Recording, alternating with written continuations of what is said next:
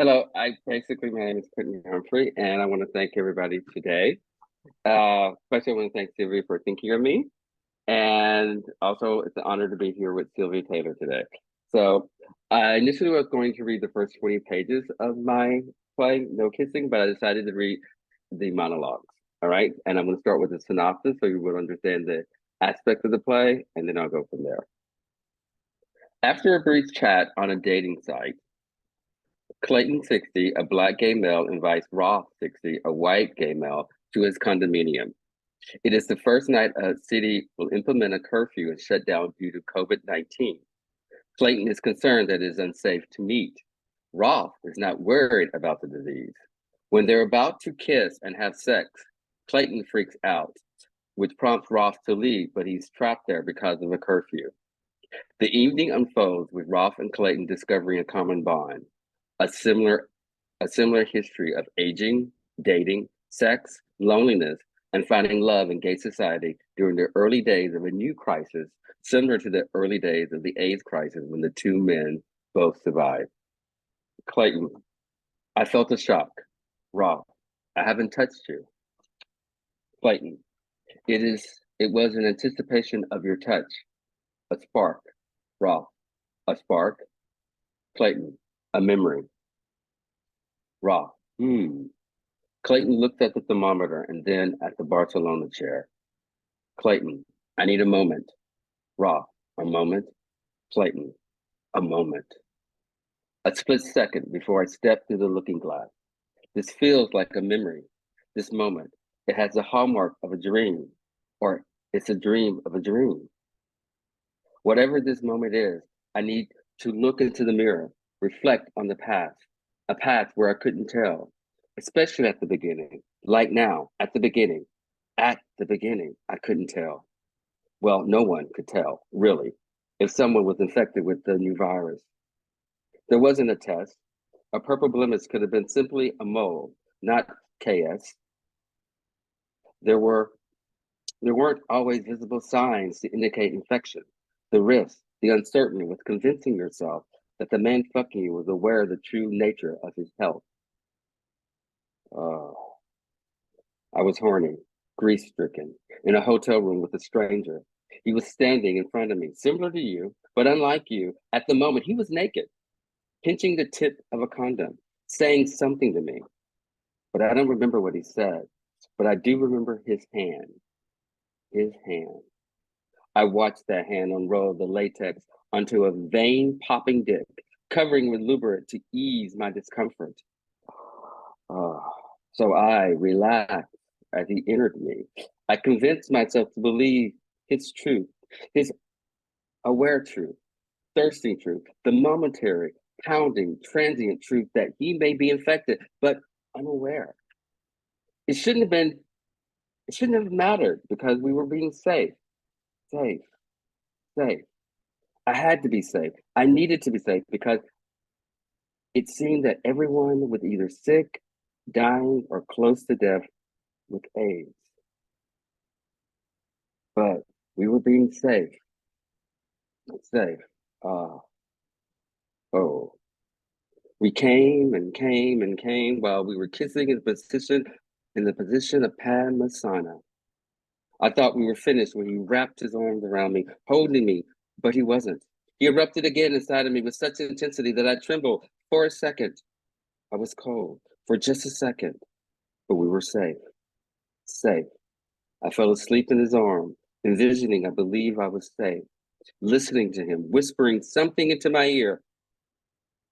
I woke, expecting the morning kiss. To my surprise, he was gone. No visible signs anywhere that he was ever there or existed. No signs of me being safe or that it was real. A dream. Raw. A dream. Clayton. A memory of a dream. Raw. Or worse, a dream imitating an actual memory. It's real.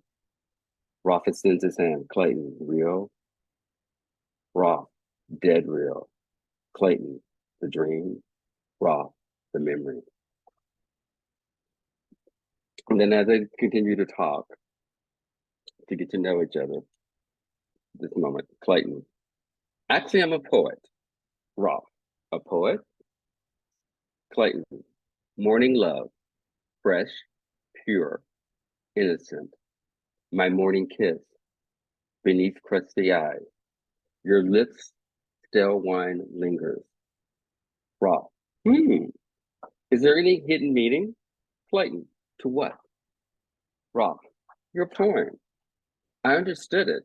I thought poems had some secret meaning, making them difficult to understand. Clayton, that's a sign of a good poet and the type of poetry I write. I'm a confessional poet in the spirit of Sylvia Plath, chuckles, but without the gas. She had stomach problems, not that type of gas. Sylvia Plath was a brilliant, brilliant poet, insecure, tragic. She was from the early 60s. I discovered her in confessional poetry when I was living in London in my 20s.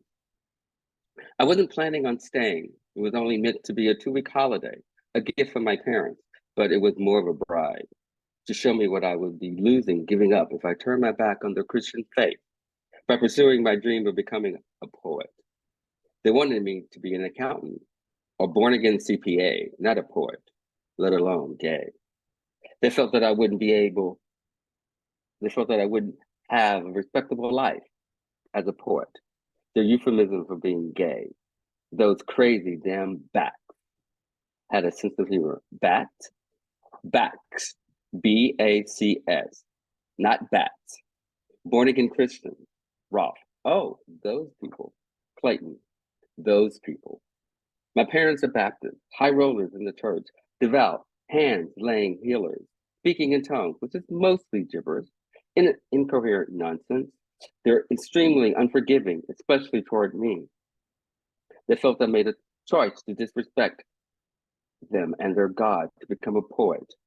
If they only knew that it wasn't a choice, and if it was, it only created fear and apprehension because it wasn't safe anymore to be a poet. Rare cancer seen in 41 homosexuals. New York Times, July the 3rd, 1981. Roth. I remember I was 23. Clayton, 22. Fresh out of college. I brushed the article warning signs aside as I landed in London that summer. I didn't want to be distracted from my goal of engulfing myself in studying my art. I needed to prove to the back that I was a poet, a good poet, a devout poet, no turning back poet. I lost count of how many men I slept with within the first 7 days. It seems I woke up in a different flat every morning, sometimes in the afternoon, but I never left in the middle of the night. I had to stay for the morning kiss. That kiss reassured me that it was more than just sex. It was for my art. I'd write feverishly after every encounter, but the words didn't have any meaning at first. It was as if I was writing in tongues until I looked around, until I took a long walk on the Thames. It was raining, and I was romanticizing my artistic endeavors as I walked, creating a stanza for each. Somewhere near the London Bridge, I began to cough. I wasn't concerned. A summer cold, I thought, until my coughing continued nonstop for half an hour. I remember standing in the rain, soaking wet, when the article about the rare cancer came to my mind. I shouted, "Oh my God," as if he heard me. I didn't call him often. I rarely spoke to God because he didn't have anything to say to me after I decided to become a poet. But the old Christian habit of resurrection, it resurrects itself when one is facing death. It wasn't a fucking cold. It was fucking death. I began to cry. I couldn't tell my tears from the rain. Somehow I made it back to my hotel room, dripping wet with sweat from fever, which engulfed my entire body. After 2 days of running a temperature, drinking Earl Grey tea because I couldn't keep food down, I began to wonder about the inevitable. Did I have it? This new cancer? I picked up the telephone several times, but my piercing, sharp fear stopped me each time from placing the phone call to the back. 3 days later, my fever broke. "It's a cold, love, not cancer," the hotel nurse said to me. "A simple cold, love. That's all it was. Drink some tea and it'll make you feel better. A simple cold. That's all it was, love. But was it? Or was it a symptom of something worse? I did look hot, though, in a sickly sort of way. My six-pack had turned into an eight-pack. A waiter noticed the ripples of my stomach muscles as he zipped up his pants. He informed me that he got off in an hour and we could continue at his flat if I wanted to develop my art further since his 15-minute break was over. I couldn't say no. There was no reason to say no. There was a time when I never said no, so I walked down to his flat, which was next door to the flat where D.W.B. Yeats lived. The poet? Clayton. Of course, you know Yeats. It was also where Sylvia Plath died. Her death was tragic, suicide. Artists aren't generally happy people, and poets, well, our constant writing about our one's pains, demons, fears, even love, or enough reason to stuff towels underneath the kitchen door and still it would take. That's how she died, in the kitchen with the gas turned on. Raw. Aha, yeah. Clayton, that type of gas. I didn't keep my date with the waiter. Instead, I went back to the hotel and started to write. It came feverishly out of me. I had pages and pages of poems scattered across my hotel room. It was no longer gibberish, it was poetry. I eventually called the backs and told them that I was staying in London. I reassured them that I would see them again, but I was becoming a poet, which meant I had to escape from their hollow-kissed love to embrace being gay. Actually, I said to them, fuck off. I didn't need their money, and the next time I would see them would be at their funeral. And not a moment before. It's been over 30 years, and I haven't attended a funeral. As you can see, my past leans towards the tragic. The secret I told embraced the dramatic. That's why I like to talk. I only had one love line. Clayton, only one? Roth, one. Clayton, damn. Roth, there's no need to feel sorry for me. Clayton, who said I did? Not all my love lines were true love. Maybe your one was. Was he? Roth, I wanted more. I had the opportunity for more love lines. I dated, fucked a variety of men all over the world. But it was only one who left that imprint, that penetrating line. It was in another memorial service for a fallen friend who had died of AIDS. He wasn't my friend actually, but a friend of a friend. It felt like he was, like we were all friends back in the 80s, supporting each other. Going to memorial services was like going to Sunday brunch sometimes because it was a weekly occurrence. It seemed that I would see the same faces at each service.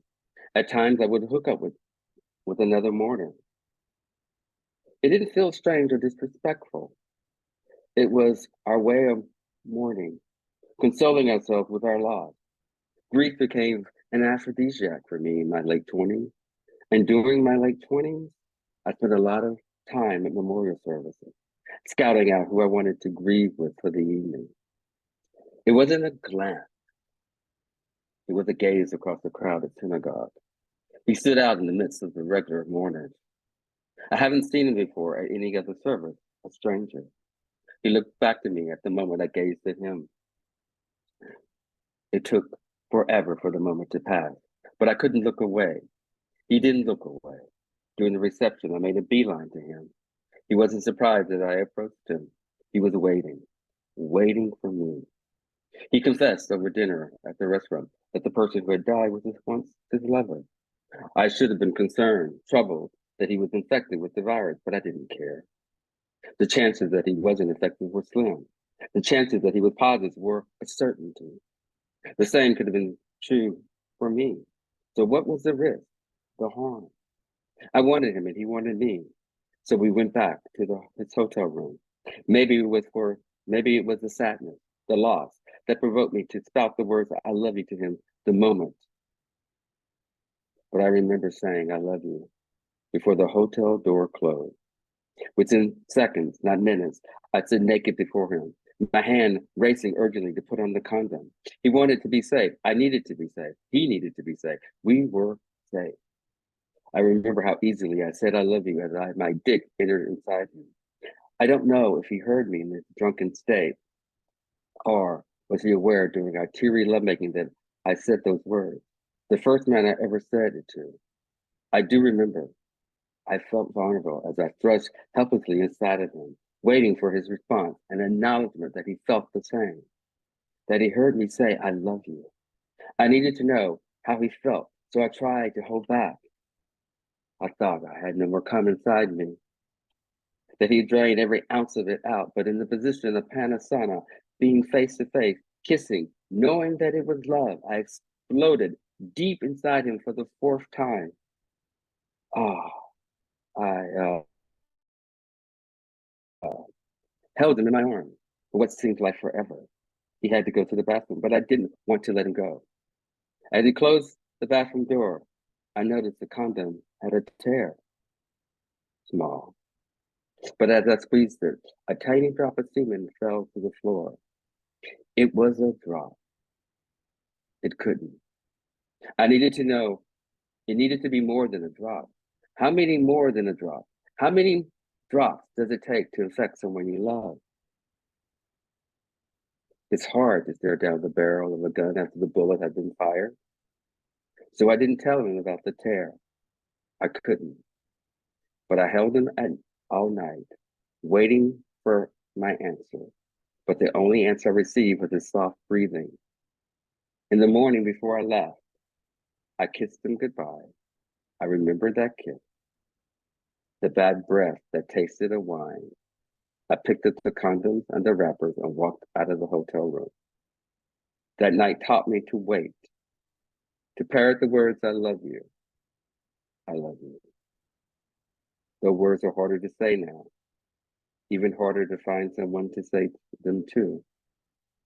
I love you. Clayton, what? I think that's it.